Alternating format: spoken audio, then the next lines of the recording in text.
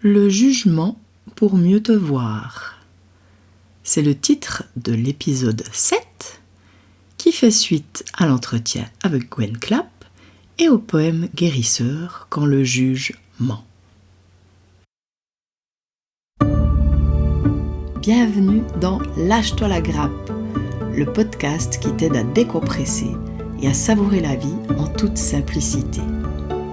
Je suis Fabienne Levia, sourcière d'amour, révélatrice de trésors.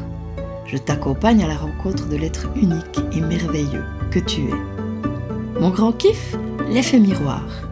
Ma botte secrète, la capacité à me relier aux émotions enfouies pour les libérer. Une des valeurs que j'ai à cœur de partager, la simplicité. Si tu veux en savoir plus sur moi et les activités que je propose, je t'invite à visiter le site fabiennelevia.com. Dans cet épisode, j'ai envie d'approfondir encore cette notion de jugement parce que ça me paraît tellement important. Avec Gwen, nous avons beaucoup parlé du jugement qu'on peut avoir envers les autres. Et je vais en parler aussi, mais j'aime bien aussi aborder cette notion de jugement envers soi. Parce que c'est vrai que dans les consultations, dans la vie, je rencontre tellement de dureté. Les gens sont exigeants, durs avec eux-mêmes. Il y a beaucoup d'idées de comment ça doit être, de comment je devrais être. Beaucoup de culpabilité de ne pas être assez, de ne pas être comme il faut. Et beaucoup de douleur par rapport à tout ça, finalement. Et par rapport au poème, quand le juge ment, parce qu'il nous raconte des histoires. Nous jugeons en lien justement avec nos croyances, avec des idées de comment ça doit être. Et nous jugeons les autres, nous jugeons nous, mais derrière ce jugement, ça parle toujours de nous. Et c'est moi ce qui m'intéresse, c'est d'aller voir comment ça parle de moi, ce jugement que j'ai sur l'autre, que j'ai sur moi. Et comme je le disais tout à l'heure, derrière le jugement, il y a cette idée de comment les choses devraient être, cette idée d'un idéal, d'une comparaison entre ce qui est et ce qui devrait être. Mais justement, c'est une croyance, c'est une idée. Et derrière cet idéal, qu'est-ce qu'il y a ? Il y a le fait de ne pas accepter ce qui est. Ne pas accepter ce qui est, derrière, il peut y avoir une peur. Il peut y avoir aussi le fait qu'on ne soit pas relié à son cœur. Il y a des choses inconscientes qu'on ne voit pas, un désir. Et comme je le dis dans le poème, si on prend le jugement comme quelque chose qui nous fait grandir, ça peut tout changer. Parce qu'il n'est pas question de dire je ne dois pas juger ou c'est pas bien de juger. Nous sommes humains et puis le jugement fait partie de nous. Mais ce que j'observe, c'est plus je suis d'accord de voir comment ce jugement parle de moi, moins je juge, moins je me juge. Et c'est là que c'est intéressant. Et ce qui est intéressant, reprendre son pouvoir, c'est prendre conscience que quand je juge l'autre, ça parle toujours de moi, ça parle toujours d'une douleur que j'ai à l'intérieur de moi. Et c'est pas évident de se dire ça, hein, parce que c'est souvent plus facile de dire c'est de sa faute, ou lui il agit comme ça, c'est pas bien, mais on n'est pas là justement pour dire c'est bien, c'est mal. D'ailleurs, c'est quoi le bien, le mal ? Ce qui est juste pour moi n'est pas forcément juste pour l'autre, donc c'est pas la question, mais c'est de voir qu'est-ce que ça amène en moi, comment ça résonne en moi, pourquoi je juge, sur quel bouton ça va appuyer, quelle est ma croyance, quelle est l'idée que j'ai de comment ça doit être ou comment je devrais être. Quand je juge, je ne suis pas reliée au cœur, je ne suis pas reliée à l'amour. Quand je juge, je n'accueille pas ce qui est. Et attention, accueillir, accepter, pour moi, ça ne veut pas forcément dire que je cautionne. Ça veut juste dire que, ok, c'est comme ça. Et après, moi, je vais plus loin par rapport à ce que j'expérimente, c'est comment je peux faire pour que ça soit autrement, moi, à mon niveau ? Où est-ce que je peux aller regarder à l'intérieur de moi pour que ça se transforme ? Et là, j'ai envie de te donner un exemple d'une personne que j'ai eue dans un cours, et on parlait de l'effet miroir, parce que dans cette histoire de jugement, tout ce que je te raconte là, c'est une histoire d'effet miroir. Comment ce que je juge parle de moi, ou comment moi qui me juge, qu'est-ce que ça vient toucher, quelle blessure ça vient toucher en moi, et c'est ça qui est important, c'est faire ce retour. Et la personne, on parlait justement de l'effet miroir, et elle me donnait un exemple pour me dire que l'effet miroir, ça marche pas, en me disant oui, ben moi, les gens qui sont en retard, ça m'énerve. Donc elle jugeait les gens en retard. Alors, c'est pas de ma faute, puisque moi, je suis toujours à l'heure. Donc ce jugement-là ne parle pas de moi, ça parle de l'autre qui est en retard. Et en fait, faire retour, ça veut dire quoi ? Ça veut dire être capable de voir que si je juge la personne qui est en retard, ça peut parler, par exemple, de à quel point je suis exigeante envers moi-même et que je ne m'autorise pas le droit d'être en retard. Même si tout à coup il y a un imprévu, il y a quelque chose qui se passe, et je me fais un poids d'honneur à absolument arriver à l'heure, quitte à conduire comme un malade, une malade, quitte à avoir un accident peut-être parce que c'est ce qui peut arriver, juste parce que pour moi c'est important d'être à l'heure et je veux absolument respecter ça. Mais en étant dans cette énergie-là, on ne se respecte pas soi et on n'est pas à l'écoute que peut-être parfois on a envie de se lâcher la grappe. Alors derrière ce jugement qu'on porte sur l'autre qui arrive en retard, il y a peut-être une forme de jalousie, d'envie, j'aimerais bien m'autoriser parfois à être plus doux avec moi, plus douce avec moi et m'autoriser à arriver en retard. Et c'est pas évident de faire ce retournement. Mais c'est essentiel parce que qu'est-ce qui se passe pour la personne ? Quand je lui ai dit ça, je lui ai dit, mais est-ce que toi, par exemple, des fois, t'aimerais pas être plus, justement, plus légère là-dessus, et si, t'as une fois du retard, c'est pas grave, quoi. Elle m'a dit, oui, donc voilà où ça parle. Et c'est là que c'est intéressant, parce qu'après, quand tu prends conscience de ça, tu ne vas plus juger les autres. Et ça ne veut pas dire que tu ne vas rien leur dire. Tu peux exprimer ton besoin derrière que l'autre arrive en retard, que l'autre arrive à l'heure, pardon. Tu peux lui exprimer ton besoin, mais tu ne vas pas lui exprimer dans la réaction. Tu ne vas pas lui exprimer quelque chose en étant dur avec l'autre ou en le critiquant. Tu vois, comme certains jugements peuvent être. Non, tu vas pouvoir parler avec le cœur, parler de toi, de ce que ça te fait quand il est en retard. Parler aussi peut-être de ta frustration d'être si dur avec toi, mais sans l'accabler. Juste en lui faisant prendre conscience que c'est vrai que dans certains cas, quand tu arrives en retard, si quelqu'un est toujours en retard, ça porte préjudice aux autres et tout. Mais si tu lui dis sur ce ton-là et que tu n'es pas en train de le juger, de le critiquer et de lui montrer que c'est pas bien ce qu'il a fait, il va pouvoir entendre. Mais si tu lui dis par rapport à moi j'ai raison, toi t'as tort, moi je suis toujours à l'heure, toi t'es en retard, il ne va pas pouvoir prendre la chose. Donc ça c'est important à le voir, et je suis sûre que si je te dis ça te parle, t'as sûrement des expériences où t'as pu expérimenter ça. Donc faire retour pour voir quelle blessure ça touche à l'intérieur de moi.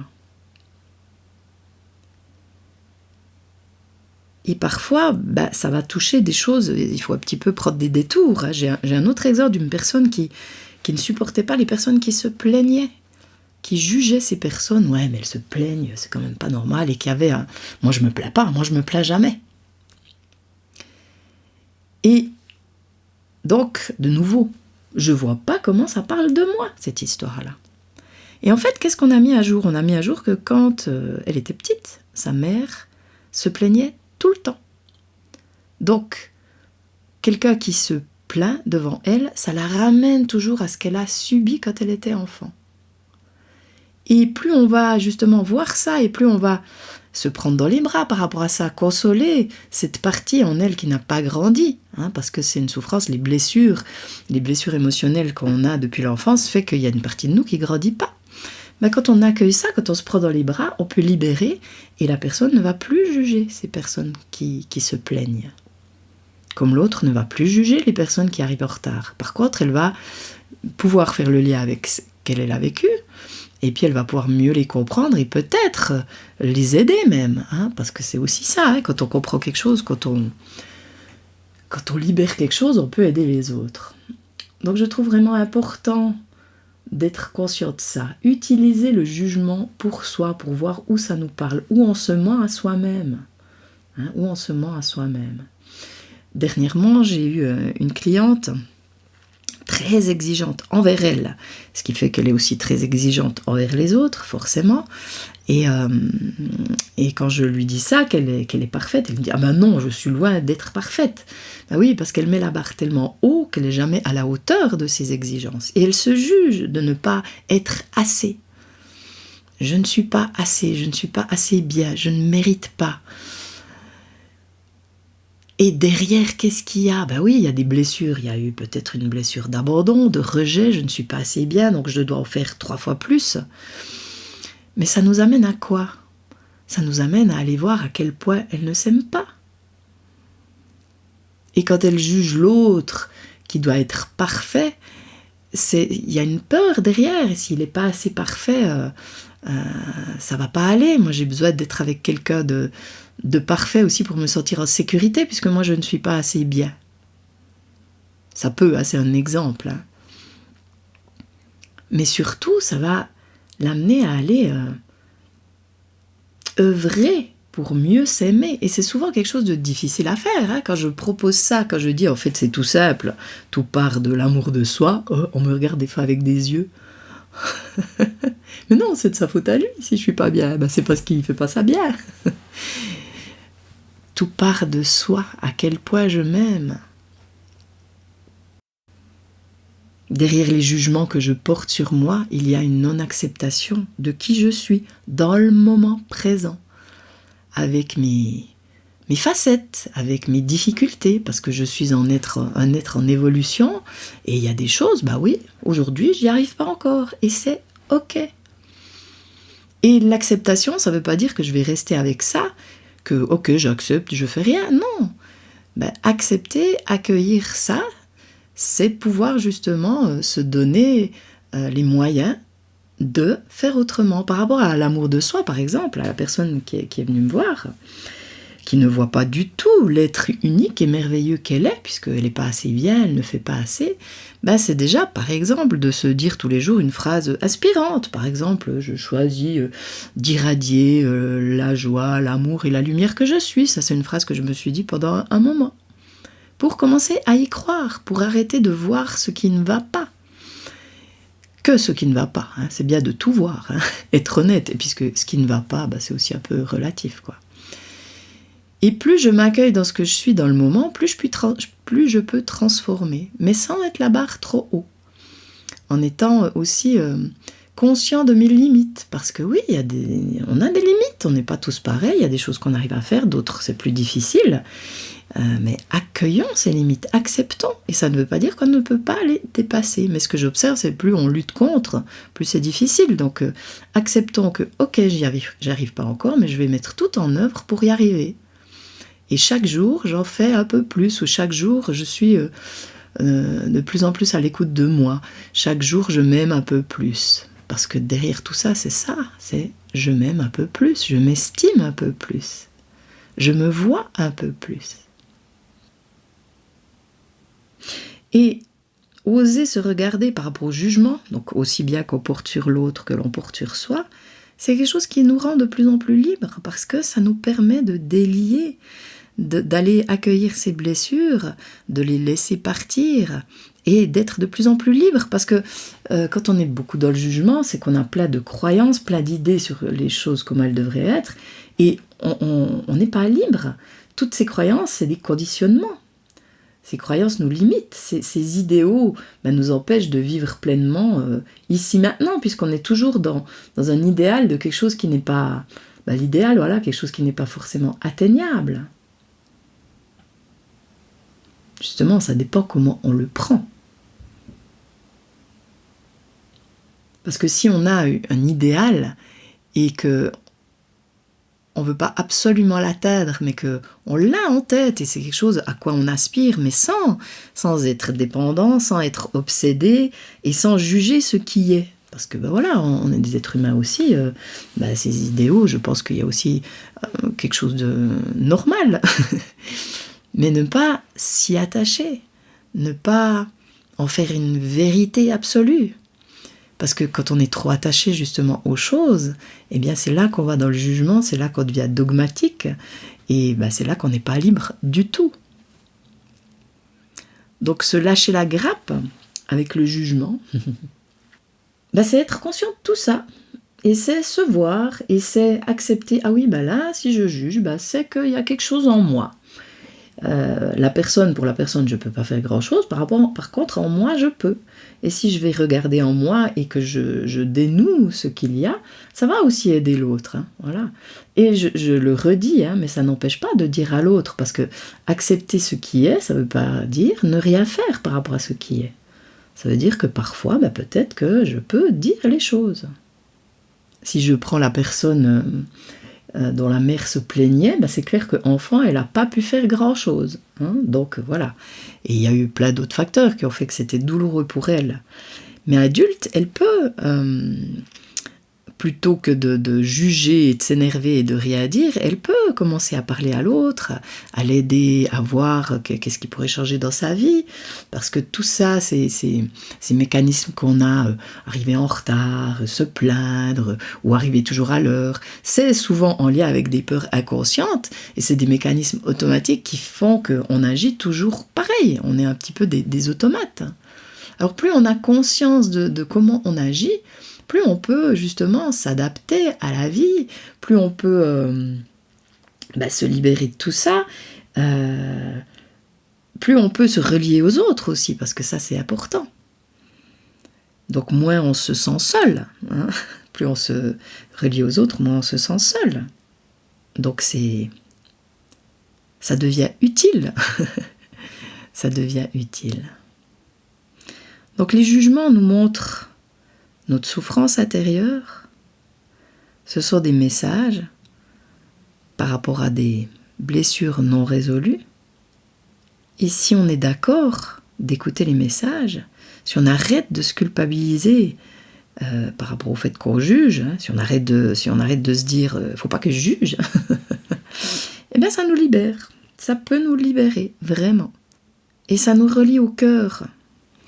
Parce que quand on est d'accord de voir ses blessures, on peut voir les blessures de l'autre.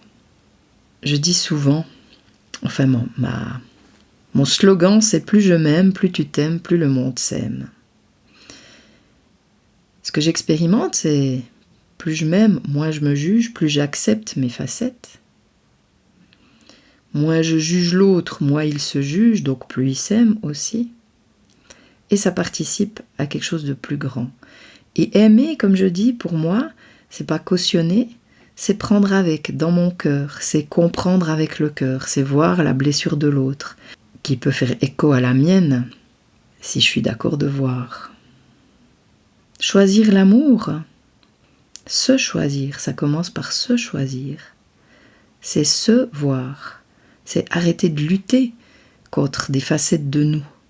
C'est arrêter d'avoir des idées sur comment on devrait être, comment ça devrait être, comment la vie devrait être. C'est voir que la vie, elle est comme elle est, et se donner les moyens, si on a envie, de transformer les choses, mais avec bienveillance et avec douceur, et pas dans la réaction. Parce qu'en réagissant contre quelque chose, on l'accentue. L'exemple de la personne qui est toujours en retard, et ça tu as certainement dû aussi l'observer, plus tu t'énerves contre les personnes qui sont en retard, plus tu en rencontres des personnes qui sont en retard, par exemple. Parce que tu es en réaction contre quelque chose à l'intérieur de toi que tu ne veux pas avoir. Ils se permettent d'eux, et moi je n'ose pas me permettre. Et ça me renvoie à quelque chose que j'ai vécu moi, avec mon mari qui faisait plein de fautes d'orthographe, et que je ne supportais pas ça. Et je le jugeais, parce que pour moi, c'était n'importe quoi. Pas que lui d'ailleurs. J'étais très intolérante sur ça. Les fautes qu'on voit sur les réseaux sociaux, etc., partout, dans les SMS, bref. Et quand j'ai pris conscience que ce jugement que je portais sur lui, sur les autres, me parlait de la dureté que je pouvais avoir envers moi-même, de à quel point je ne m'autorisais pas le droit à l'erreur, j'ai pris une sacrée baffe. Mais ça a été une baffe salutaire, puisque c'est depuis là que j'ai vraiment commencé à me lâcher la grappe. D'où le titre du podcast encore. Me lâcher la grappe, m'autoriser à être humaine, accueillir ma vulnérabilité.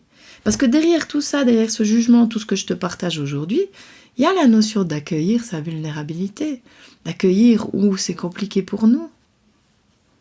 Et qu'on préfère projeter sur l'extérieur parce que on n'a pas envie d'aller voir, on n'a pas envie de souffrir encore plus. Mais quand tu fais ce retournement, quand tu vois à quel point je suis dure avec moi, et que tu te prends dans les bras et que tu te dis à partir de maintenant, je vais m'engager envers moi, à être plus douce, à être bienveillante, à être plus à l'écoute du corps, à m'autoriser plus à faire des erreurs, à échouer, enfin bref. Waouh, ça change la vie.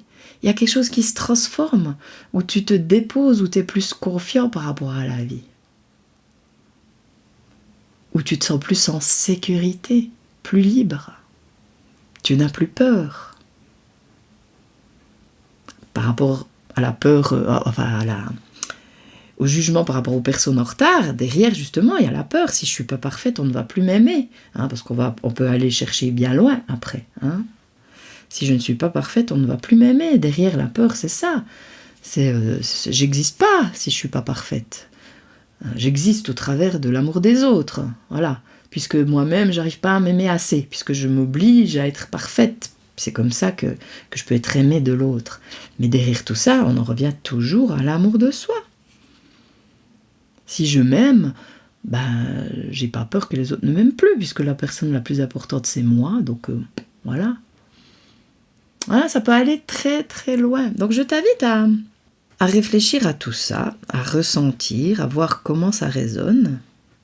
C'est vraiment ce jugement, cette prise de conscience, cette vision de retourner, de faire retour, c'est reprendre sa responsabilité.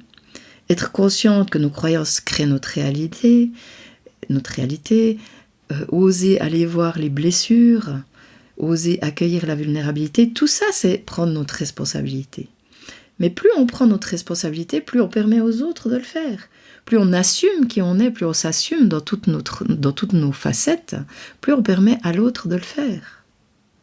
Parce que la personne qui va assumer ce côté dur avec soi, qui ne s'autorise pas, quand elle va le partager à l'autre, ça va aussi faire du bien à l'autre, parce que l'autre souffre aussi des jugements que par exemple, que moi je pouvais poser sur mon mari qui faisait des fautes, parce que je lui disais, et il sentait bien que ça m'énervait. Mais plus j'ai pu guérir, plus j'ai pu voir cette dureté envers moi-même, plus ça l'a libéré aussi, et ce qui est intéressant, c'est que des fautes, il en fait beaucoup, beaucoup moins. Donc ça agit autour de nous, et ça, je l'expérimente tout le temps. Plus je m'adoucis, plus autour de moi, c'est doux. Donc plus j'accueille ce qui est, plus je reste objectif sur ce qui est sans mettre de jugement, ou s'il y en a, plus je suis d'accord d'aller voir à l'intérieur de moi, plus ça pacifie à l'extérieur. Donc voilà, c'est ce qui me motive, c'est ce qui m'anime à partager tout ce que je partage. Donc voilà, observe-toi,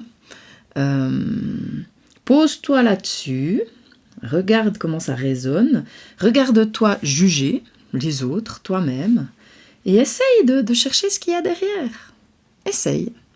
Si tu as des questions, bien sûr, tu peux les poser et j'y répondrai dans le dernier épisode, donc du mois, en connexion avec toi. Donc, si tu as écouté l'épisode du mois passé, c'est en lien avec ta date de naissance, je me connecte à toi et voilà, je ressens qui tu es, je te donne des clés, je t'aide à aller au plus profond. Donc n'hésite pas, c'est vraiment un épisode qui t'est consacré où tu peux exprimer tous tes doutes, tes questionnements, tout ça. Voilà. Je réfléchis. Oui, et régulièrement, j'organise des ateliers sur l'effet miroir, si tu veux aller un peu plus profondément. Donc, va sur le site, inscris-toi à la newsletter et tu recevras les infos. Comme ça, si tu veux aller explorer un peu plus ce jugement, ces choses qui te mettent en réaction aussi, eh bien ça peut être très intéressant. Voilà, alors je te souhaite le meilleur pour la suite, de belles observations et je te dis à très vite pour de nouvelles aventures.